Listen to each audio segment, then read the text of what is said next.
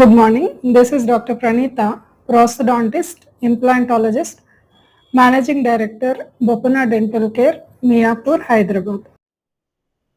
Post procedure care ఏం తీసుకోవాలి? So flap surgery అయిపోయిన తర్వాత ఓపెన్ చేసిన గమ్ టిష్యూని సూచర్స్తో సెక్యూర్ చేస్తారు. సో ఈ సూచర్స్ని యూజువల్గా 1 వీక్ టు 10 డేస్ తర్వాత రిమూవ్ చేస్తాం అన్నమాట. సో టిల్ దాట్ టైం కొంచెం బ్రషింగ్ అనేది డెలికేట్గా చేసుకోవాలి. సో దానికోసం సాఫ్ట్ బ్రిజిల్ బ్రషెస్ని and medicated mouth wash, gum heal అవ్వడానికి యూజ్ అయ్యే పేస్ట్ని డెంటిస్ట్ సజెస్ట్ చేస్తారు. సో డెఫినెట్గా అవే కంపల్సరీ యూజ్ చేయాల్సి వస్తుంది. సో ఆఫ్టర్ 10 డేస్ ఈ సూచర్స్ రిమూవ్ చేసిన తర్వాత కూడా గమ్ కంప్లీట్గా హీల్ అవ్వడానికి ఒక 1 మంత్ టైం పడుతుంది. So till that time, till 1 month వరకు కూడా ఇవే కంటిన్యూస్గా యూజ్ చేయాల్సి వస్తుంది. అండ్ జనరల్గా పేషెంట్స్కి వచ్చే డౌట్ ఏంటంటే, ముందు ఫుడ్ స్ట్రక్ అవ్వడం, ఫైబర్స్ వెళ్ళడం, గ్యాప్స్ రావడం వల్లే కదా ఇది చేశారు. ప్రొసీజర్ అయిపోయిన తర్వాత గమ్ అంతా హెల్తీగా గ్రో అయ్యి గ్యాప్స్ అన్నీ క్లోజ్ అయిపోతాయా అని అడుగుతారు. సో గమ్ సర్జరీ అయిపోయిన తర్వాత ఇన్ బిట్వీన్ టీత్ మధ్యలో గ్యాప్స్ ఏమి క్లోజ్ అవ్వండి. ఇంకా చెప్పాలంటే కొంచెం గ్యాప్ ఎక్కువ అవుతుందన్నమాట. బట్ ఇది ఎక్కువైనా కూడా గమ్ టిష్యూ హెల్తీగా ఉండడం వలన మీరు రిన్స్ చేస్తే ఫైబర్స్ అన్నీ గార్గిల్ చేసినప్పుడు బయటకు వచ్చేస్తాయి. ఈ గ్యాప్ అనేది ఎక్కడ ఉంటుంది అనేది ఇంపార్టెంట్. ఇది మీరు అర్థం చేసుకోవాలి.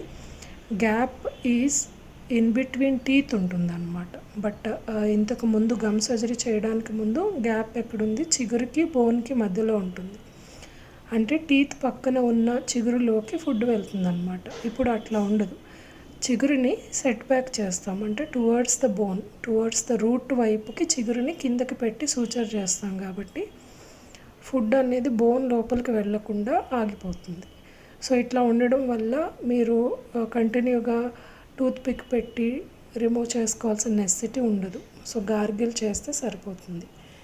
అండ్ ప్రీవియస్గా ఆల్రెడీ క్యాప్స్ ఉన్న వాళ్ళకి గమ్ సర్జరీ చేయాల్సి వస్తే ఆ క్యాప్స్ కింద కూడా గ్యాప్ వస్తుంది అన్నమాట. అలాంటి కండిషన్స్లో మళ్ళీ న్యూ మెజర్మెంట్ తీసుకుని ఆ ఓల్డ్ క్యాప్స్ రిమూవ్ చేసి న్యూగా గమ్ ఎంతవరకు డౌన్ అయిందో అక్కడి వరకు కూడా క్రౌన్స్ని మళ్ళీ రీప్లేస్ చేయాల్సిన నెసెసిటీ కూడా ఉంటుంది. ఈ గ్యాప్ అనేది ఫ్రంట్ టీత్ మధ్యలో వస్తే మాట్లాడడం కొంచెం ఎయిర్ మిస్ అయ్యి వర్డ్స్ కరెక్ట్గా రాకపోతుంటే ఆ గ్యాప్ క్లోజ్ చేయడానికి కాంపోజిట్తో టీత్ని రీకౌంటూర్ చేస్తాం అన్నమాట. So these are the things you have to understand before you go for gum surgery or flap surgery.